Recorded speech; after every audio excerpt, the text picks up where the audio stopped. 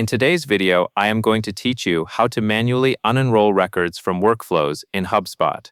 Manually unenrolling is useful when a record no longer needs to receive workflow actions, like emails, task creation, or property updates.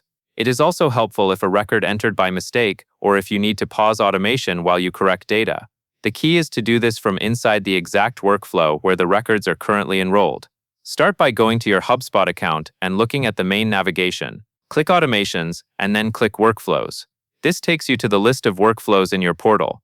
Take a moment to confirm you are in the correct place, especially if you have many workflows with similar names. Next, click your workflow name to open it. This will bring you into the workflow editor, where you can see the workflow's settings and actions. Before you make changes, it is a good idea to double-check the workflow name at the top so you know you are editing the right one.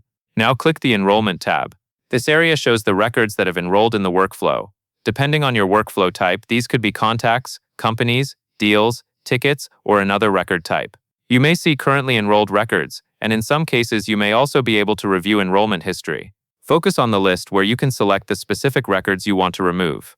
From here, select the checkboxes for your records. Be careful to choose only the records you intend to unenroll, especially if you are working with a large list. If you need to, scroll through the list to make sure you have the correct items selected before continuing. Once your records are selected, click Unenroll. This is the action that stops those records from continuing through the workflow.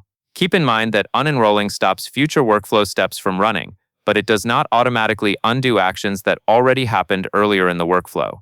Finally, click Confirm.